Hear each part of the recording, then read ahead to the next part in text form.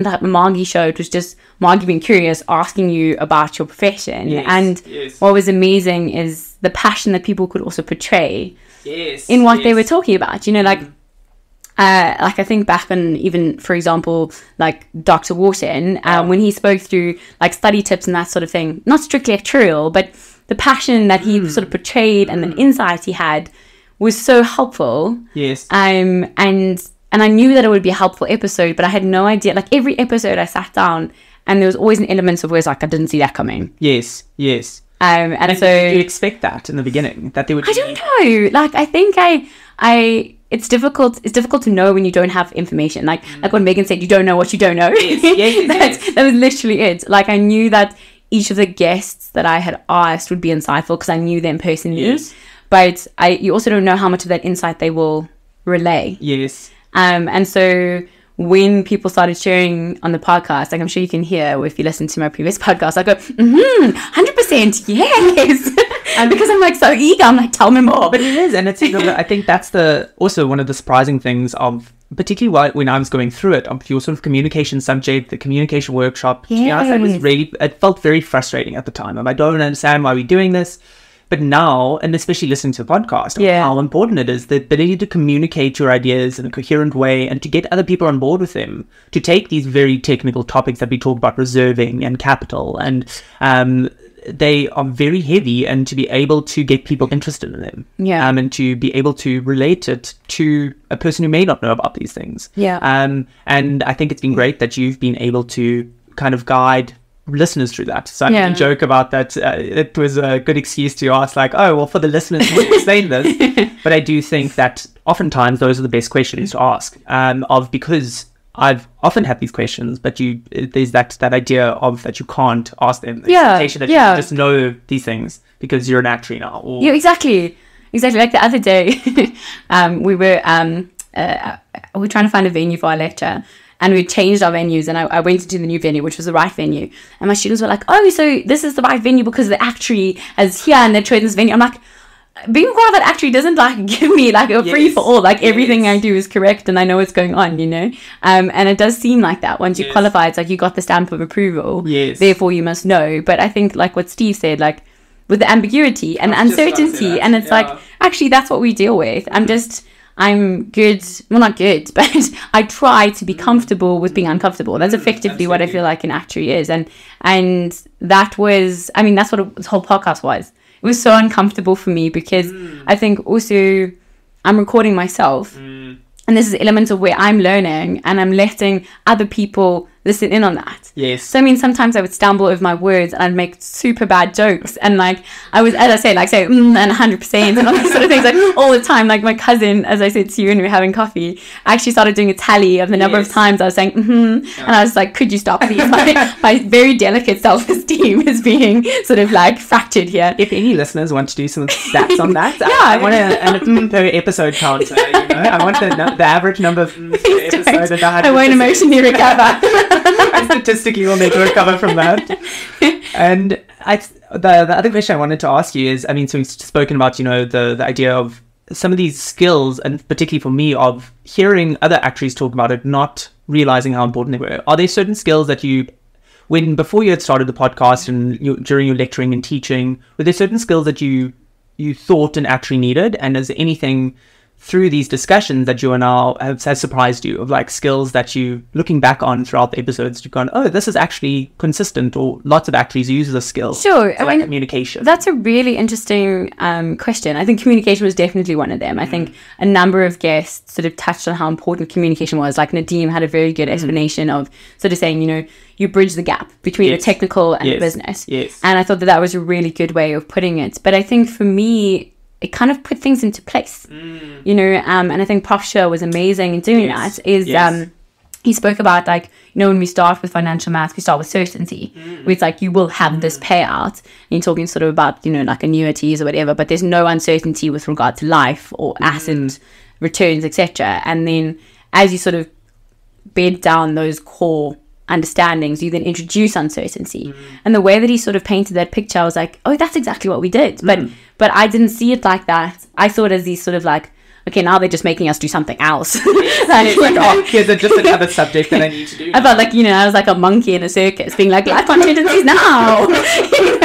Like, what trick do you want from me? Exactly. Whereas actually it was like, I still felt like a monkey in a circus, but there was a story to the monkey in the circus. And I think seeing people who have also been in the profession for a long period of time, who've also taught in the profession, I think the narrative is just that much clearer to them. So even like with Mark Dowswell, like I felt like the way that he could communicate was incredible, because he's an expert in communication, and he's an expert in stats. And the way that he sort of just relayed what stats was and how to build up proficiency was like, I almost wanted to go do stats again, being like, I think I'll do it better this time around, So I think that was, every episode I was like, it kind of consolidated, right? And I felt like in my mind I was like, okay, something's being reaffirmed or repositioned, and that's really helpful. But I think that's a natural outworking of different perspectives.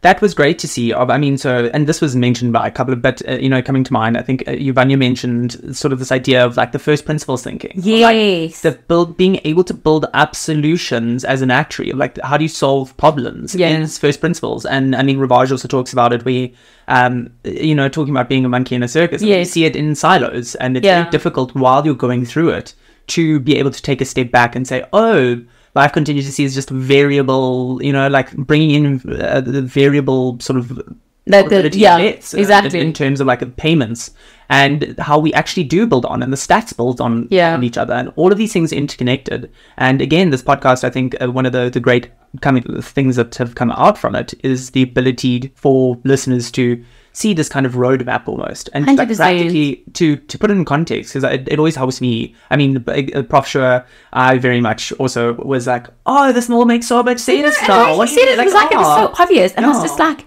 I feel like I need to go rewrite my fellowship because I don't think I should be an actor.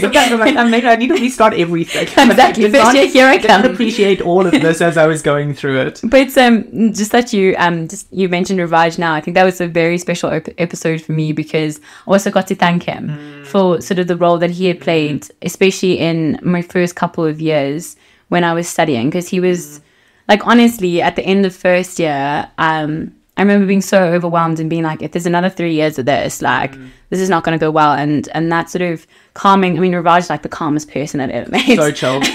He's amazing. But that was really special to be like, thank you. Yes. And even with Mark Dalwood, to be like, actually, thank you, hugely influential people. And I mean, so many times, like, I would get really nervous before I would interview them, because I felt like I was interviewing a celebrity. Like with Steve, like, I can actually show you the data on my Apple Watch, like, my heart rate actually went up, and I was like, come on, Margie, like, what's wrong with you? But like, genuine, like it's these giants in the game, and I'm like, I'm a qualified actuary, but like, there's actuaries and then there's Steve actuaries. Oh, 1000%. Yeah.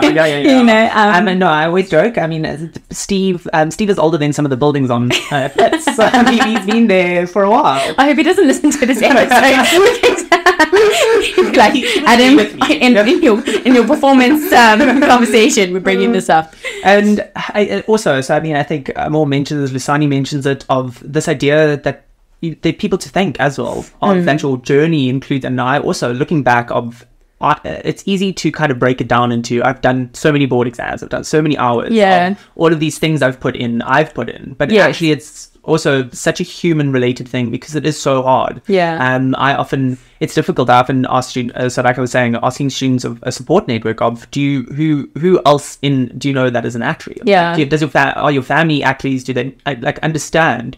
Because especially when you start working and you have to say, sorry guys, I can't come out, like I have to study this weekend. And they don't understand. They're like, but you just wrote an exam. Like, yes, I have like 7 more to do, and it doesn't stop. Or like there's just thing after thing and it is difficult for them to understand that whole process, and you need people around who understand this process and can help you along with it, and also the ability to say thank you to them. I think that's great that you've been able to do it. But it's interesting that you say that. I think also for me, an unexpected outworking of this was the number of people who aren't actuaries, who know actuaries, who have listened to it, albeit I mean most of them are my friends who are just being supportive, and we thank you. But like for example, like my mom would listen to your episode and she would be like, like a really fantastic discussion kind of thing, and I was like, she saw me do it and she supported me through it, as did my whole family. But like to talk through the whole roadmap of it, I think was really helpful. And a number of my students said to me, you know, I got like my parents to listen to this. Oh, amazing. And like now they understand a bit more about what we actually do, you know. And my sister made me laugh because she was my podcast sort of manager. She did all my editing because I hate my own voice. Pod mom. And she'd be like, it's amazing to see that like these are the things you do. So when people ask me, I can be like, so she prices, she reserves, or she evaluates. And I was like, yes, queen. That is everything. Exactly. And we're going to get back to that. So, you know, talking about the actual versus expected in those sort of 3 areas, I think will be a nice kind of summary of what this means to affecting. But the one thing I do want to talk on as well, you talk about the podcast going to different types of people, but also the types of people you've actually interviewed. So Dr. Wharton and Verna. Vina, she's amazing. We are called Vienna for that. Oh, I'm so sorry, Vina. Is amazing and also Aldo of like hearing, you know, the MBA of like, or just how many different skills are still actuarial, of like, or where this actuarial skill set. I think it's also great. I wish I'd been told that becoming an actuary can be so diverse. Yes, like also technical marketing with Lene. Yes. And like talking about distribution channels and how important it is that actuaries are talking to distribution channels. Like, and the way she actually told all my honor students, I was like, if you want to know how distribution channels work, go listen to Lene.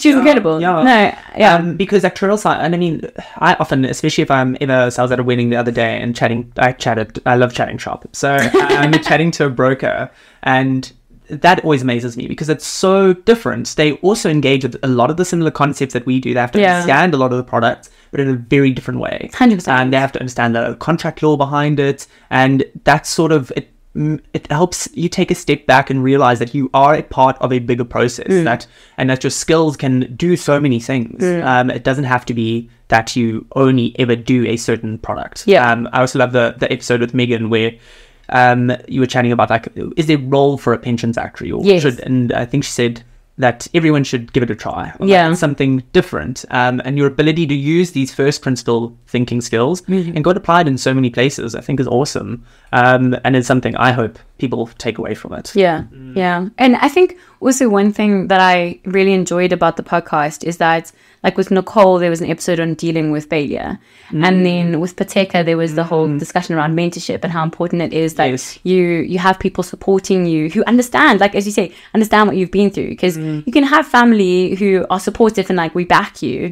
But to have someone be like, girl, I understand that health fellowship is crazy. Exactly. Like you know, out of an exam with some friends at university and you all go laugh and cry over a coffee. I mean, I'm not glad you laughed. I cried. One of you is always laughing, one's crying. I'm like, it's a balance. It's like our different responses to trauma. Exactly. But I think that also, that side of it for me was interesting because like in Pateka's episode, she was so honest about how hard it's been. And I think that was helpful to also say that, yes, it is difficult, but you don't have to do it alone. And also, if you have done it, consider actually giving back and being a mentor. Or it doesn't mean you have to be a lecturer or whatever, but just partnering with someone and saying, you know, okay, how things going, how's studying going, whatever.